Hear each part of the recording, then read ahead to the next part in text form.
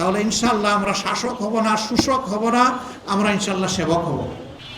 যে বাংলাদেশ বা একটা রাষ্ট্র যেখান থেকে নিয়ন্ত্রণ হয় ওখানেই সত্যিকারের প্রতিনিধি পাঠাতে হবে ইনশাআল্লাহ। আমরা আপনাদেরকে নিশ্চয়তা দিচ্ছি, আল্লাহ তাআলা যদি বাংলাদেশ জামাতে ইসলামী এবং অন্যান্য ইসলামী দলের যারা প্রতিনিধি থাকবেন তাদেরকে যদি এই দেশ সেবার জন্য, মানুষের খেদমতের জন্য কবুল করেন, তাহলে ইনশাআল্লাহ আমরা শাসক হব না, শোষক হব না, আমরা ইনশাআল্লাহ সেবক হব। শপথ নেওয়ার দিন আমাদের যে সম্পদ থাকবে 5 বছরের মেয়াদ শেষে সেই সম্পদ বাড়বে না, সেই সম্পদ কমবে। শুধু রাষ্ট্রের টাকায় ভালো কাজ করা যায় না, নিজেরও পরিশ্রমের টাকা থেকে কিছু ভালো কাজ করা উচিত। আমাদের জনপ্রতিনিধিরা সেই কাজ করবেন ইনশাআল্লাহ। আমরা চেষ্টা করব দেশটাকে পরিপূর্ণভাবে দুর্নীতিমুক্ত করতে। কেন ইসলামী দলগুলোকে বাছাই করে নেবেন?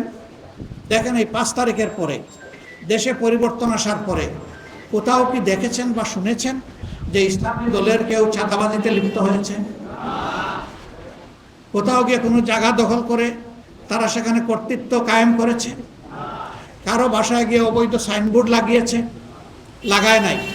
কারো মায়ের উপর, বোনের উপর তারা হাত তুলেছে, চোখ তুলেছে, খবর পেয়েছেন? নাই। কেন নাই? কারণ এই আল্লাহওয়ালা লোকগুলা কোরআনকে অন্তরে ধারণ করে এবং আল্লাহকে ভয় করে।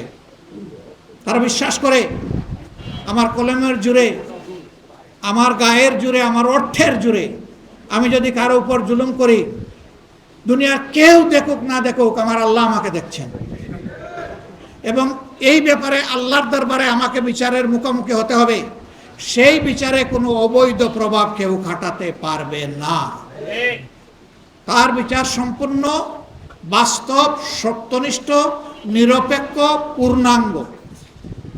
একটা মানুষ দুনিয়ায় এমনও আছে একাধিক করে 10, 15, 20টা পর্যন্ত করে, আপনি শাস্তি কয়বার আপনি তাকে দিবেন? একবারের বেশি পারবেন না। কিন্তু আল্লাহর দরবারে সেই শাস্তি আছে। আল্লাহ একটির জন্য যে শাস্তি কাউকে দিবেন, 10টা যদি করে তাইলে তার 10 গুণ দেওয়ার এখতিয়ার আল্লাহ তাআলার কেবল আছে, কোনো মানুষের নাই। এই ভয় যখন একটা মানুষের অন্তরে থাকবে, তখন মানুষের জীবন, সম্পদ এবং ইজ্জত এই লোকদের হাতে নিরাপদ হয়ে যাবে ইনশাআল্লাহ। গত 10 মাস তার প্রমাণ। এত মজলুম আমরা, তারপরে আমাদের কর্মীরা ছাদাবাজি করে না, দখল বাণিজ্য করে না, মানুষকে ভয় দেখায় না, গায়ের জোরে কোথাও কোনো বাড়াবাড়ি করে না। হ্যাঁ, 2-1 জায়গায় সামান্য ব্যতিক্রম হয়েছে। পান থেকে সামান্য চুন ঝরে পড়েছে, আমরা গলার চেপে ধরেছি। আমরা কাউকে খাতির করি নাই, ঠিক মতো তাকে আমরা আমাদের শাস্তির আওতায় এনেছি। এরপরে কোথাও কোথাও আমরা আইন শৃঙ্খলা বাহিনীর হাতে তুলে দিয়েছি।